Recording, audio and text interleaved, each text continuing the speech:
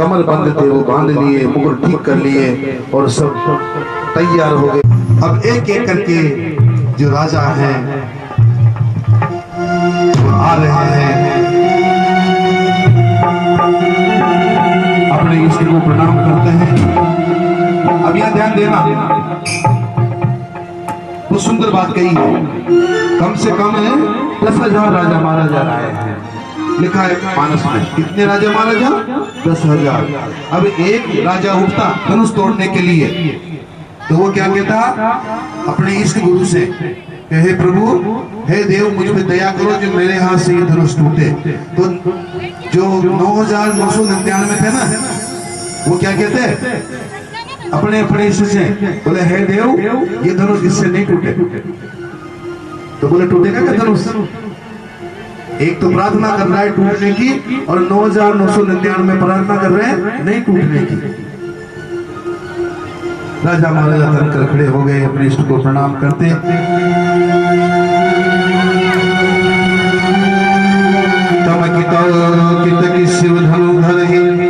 राजा तमतमाते हुए आते और धनुष को पकड़ते,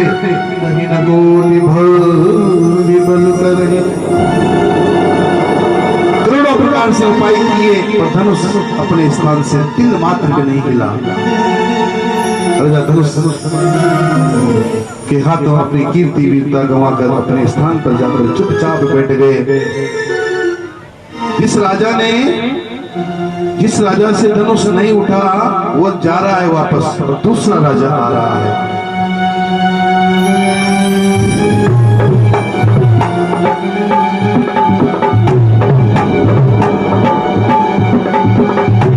गया उठते हुए आ रहा है, धनुष नहीं उठता तो वापस जाकर कहता है, जो आ रहा है ना उसके लिए कहता है, जाओ उठेगा तुमसे, जाओ उठाओगे तो पता चलेगा। इसी सभा में जो समझदार थे ना, देखो समझदार भी होते हैं, तो समझदार जो राजा थे ना, उन्होंने वो नहीं आए। क्यों नहीं आए? क्योंकि वो जानते हैं कि हम राजा हैं, और सीता जी किसकी बेटी है? भूमि की पुत्री है। और राजा किसका राजा होता है? भूमंडल का राजा होता है। तो हम राजा हैं और सीता भूमिजा है, तो इसलिए सीता तो हमारी बेटी के समान है। हम धनुष उठाने का प्रयास नहीं करेंगे, हम तो जो भी राजा, जो भी राजकुमार धनुष उठाएगा, सीता वरमाला डालेगी, तब आशीर्वाद दे देंगे। बस ताली बजाओ इस राजाओं के लिए। और जो थे ना मैं उठाऊंगा, वो आ रहे हैं और जा रहे हैं, धनुष तिल मात्र भी नहीं हिल रहा। उधर जब किसी से भी धनुष नहीं हिला तो राजा कहने लगे, क्या कहने लगे राजा? कि बोले सब मिलकर तोड़ते हैं धनुष को, सब मिलकर तोड़ते हैं। एक ने कहा सब मिलकर तोड़ेंगे तो फिर विवाह किसके साथ होगा? बोले पहले धनुष तो तोड़े, फिर आपस में लड़ेंगे, जो जीतेगा जिससे विवाह हो जाएगा। एक राजा ने कहा नहीं ऐसा मत करो। तब बाबा ने लिखा, भूप सहस 10 एक ही बारा, भूप सहस 10 एक ही बारा, लगे उठावन तरही बटारा, लगे उठावन तरही बटारा।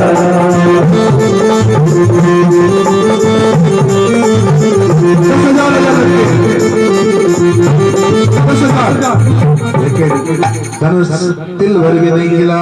इस प्रकार सारे राजा अपनी कीर्ति गवाकर अपने स्थान पर बैठ के जनक जी ने देखा, अरे कोई धनुष को भुला भी नहीं पा रहा है। तो राजा जनक को क्रोध आ गया। खड़े होकर बोले, अरे दीप के राजा महाराजाओं, आप सब मेरे प्रण को जानकर यहाँ आए थे, मैंने आपको नहीं बुलाया था, लेकिन जब आप यहाँ आए थे, अभी तोड़ता हूँ धनुष, अभी तोड़ता हूँ धनुष, अभी तोड़ता हूँ, लेकिन आप लोगों से धनुष तिल भर भी नहीं हिला।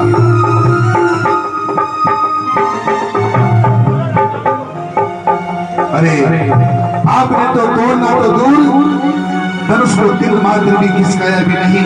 अरे मेरी बेटी सुंदर है, कीर्ति का वर्ण करने योग्य है। लगता है ब्रह्मा जी ने इस कीर्ति का वर्ण करने के लिए कोई योग्य राजकुमार नहीं बनाया। आज के बाद में कोई अपने आप को वीर नहीं कहने जान गया। आज धरती वीरों से विहीन हो गई है। इतना सुनकर सारे राजा चुपचाप बैठे हैं। इतनी बेइज्जती होने के बाद भी राजा तस से मस नहीं हुए। राजा आपस में विचार कर रहे हैं, बोले जनक जी अपनी बेटी कुंवारी थोड़ी रखेंगे, अगर धनुष नहीं टूटेगा तो कुछ न कुछ बदलाव करेंगे, और बदलाव करेंगे तो क्या पता हमारा नंबर आ जाए। तो अभी भी बैठे हैं। अब ये बात किसी सेवक ने जाकर के जनक जी को बताई। बोले धनुष टूटा नहीं है।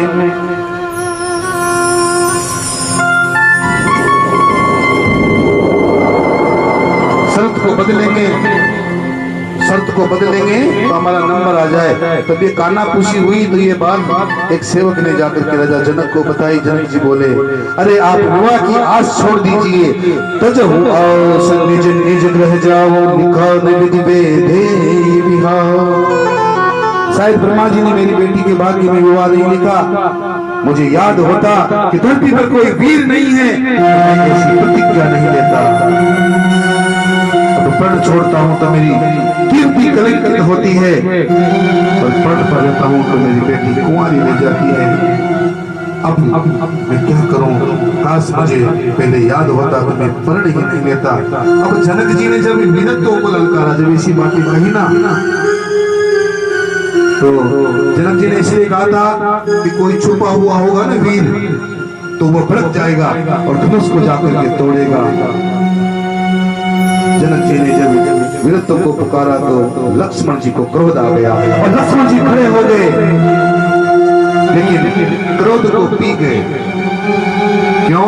क्योंकि बड़े भैया बैठे हैं, गुरु जी बैठे हैं, जरूर ये कुछ बोलेंगे, इसलिए लक्ष्मण जी कुछ नहीं बोले। देखिए पराक्रम भी 3 प्रकार का होता है, एक मध्यम, एक उत्तम और एक कनिष्ठ। जनक जी ने कहा,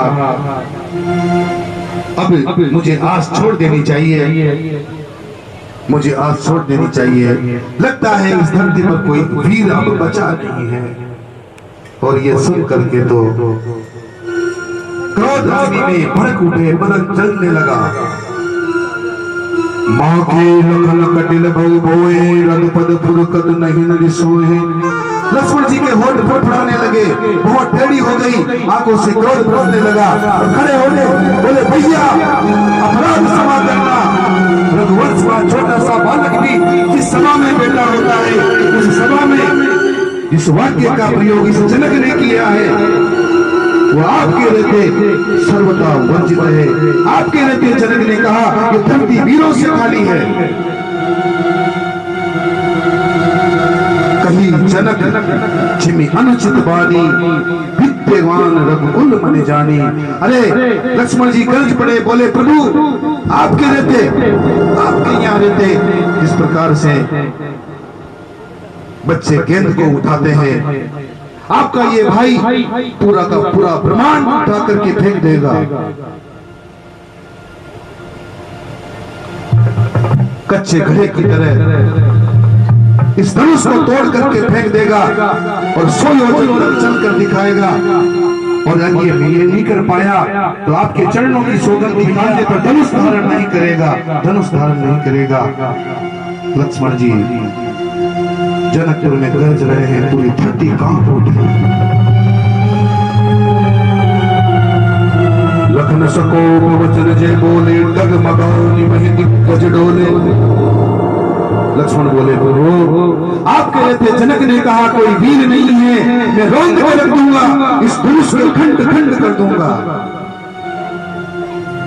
ये सुनकर के राम जी और सीता जी दोनों मन ही मन में प्रसन्न हो गए, प्रसन्न हो गए।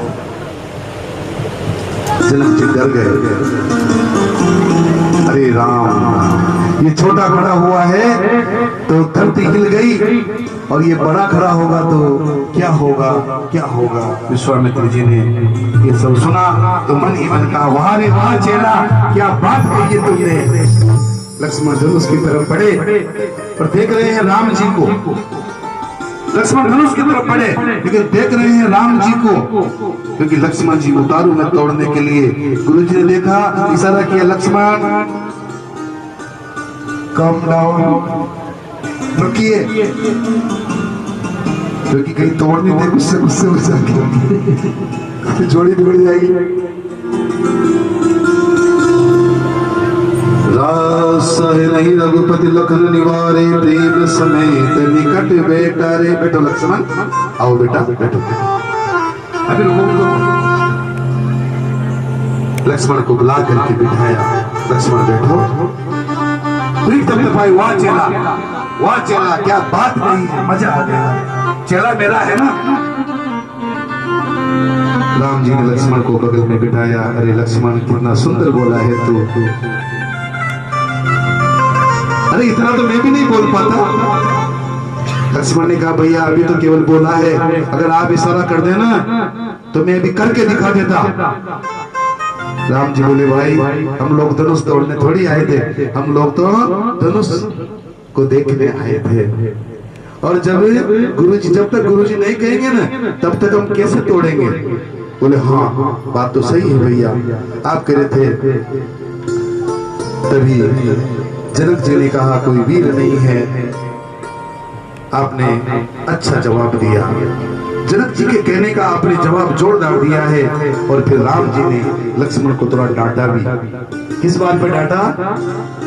बोले भाई, जब जनक जी से मेरा संबंध होने वाला है, राजा जनक जी मेरे ससुर जी बनने वाले हैं, और तू करेगा है जनक, तो थोड़ा सा श्री लगा देता, जी लगा देता।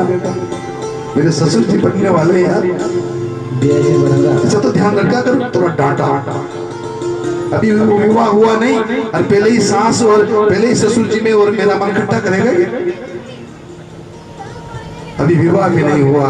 लक्ष्मण जी बड़ों से ऐसे नहीं बोलते, भाषा को आदर से बोला जाता है। तब गुरु जी समझ गए अब राम जी को खड़ा करना चाहिए। बोले उठो राम आया समय, तोड़ो शंकर जा, दूर करो मिथिलेश के मन का सब संता। गुरु जी राम को इशारा किया।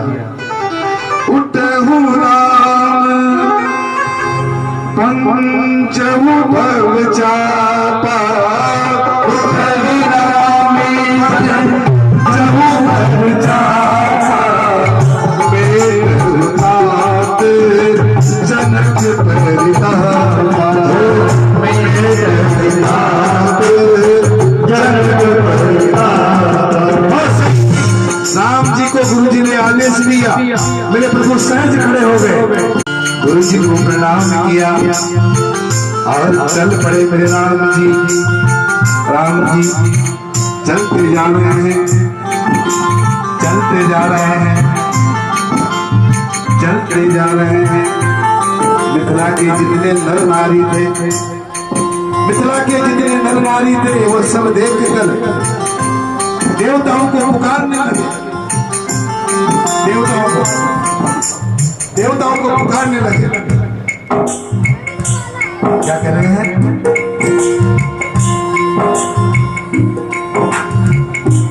बोले हे देव, आपके आशीर्वाद से राम जी इस धनुष को तोड़ दे। माता सीता ने देखा, अपनी एक सखी को बुला करके कहा, सखी।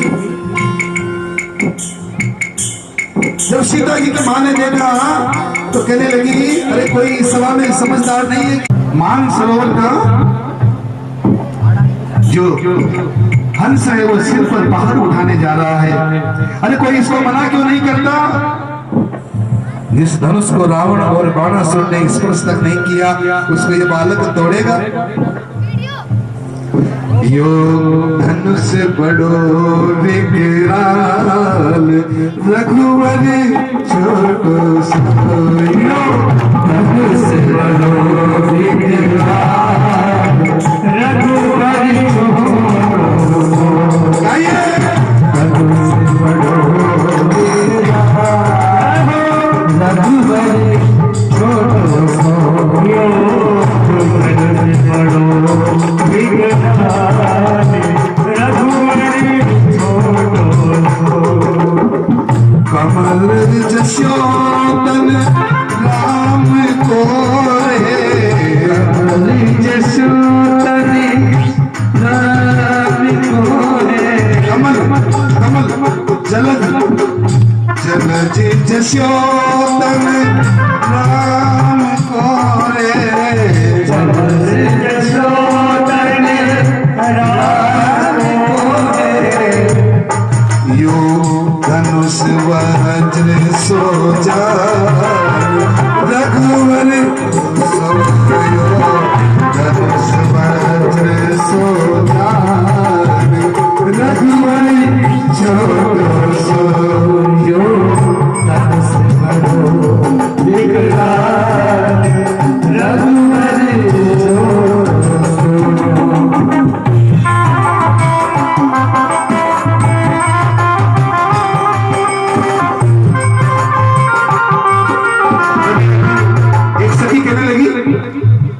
सूरज छोड़ो सोला घेरी सूरज छोड़ो सोला घेरी भैया सूरज है ना सूरज जब सुबह उदय होता है तो वो छोटा सा लगता है ये क्या जगत को प्रकाशित करेगा उदय होता है तो सूरज छोड़ो सोला घेरी सूरज छोड़ो सोला घेरी सारा जग में करते परिकार रघुवर छोड़ो सारा जग में करे परिकार रघुवर छोड़ो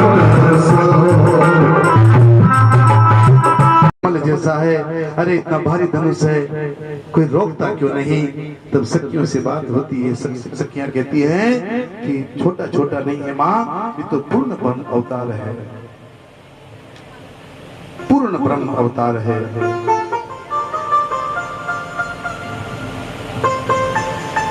तभी सीता जी कहती है माँ किसको कह रही है माँ माँ पार्वती को याद कर रही है फिर एक बार माँ आप तो उनकी अर्धांगिनी है किनकी अर्धांगिनी शिव जी की माँ आप तो उनकी अर्धांगिनी है।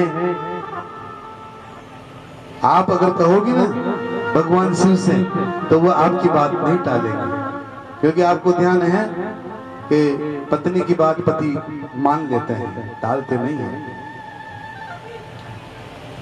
बोले मैया आप शिव जी से कहो ना जो ये धनुष का जो भार है ना ये भार ये जितने राजा बैठे ना यहाँ पर इनके सबके माथे पे दे दो अरे इस धनुष को हल्का बना दो माँ हल्का बना दो। जैसे ही मेरे राम जी पास आएंगे ना धनुष के तो राजाओं के सिर पर भार चला जाए और मेरे राम जी के छूते ही फूल जैसे हल्का यह धनुष हो जाए। सीता जी को पूरा भरोसा है जय के जय पर सत्य सनेहु सोते मिले न कछु संदेहु। जब भरोसा होता है ना तो वो वस्तु मिल जाती है। अब तो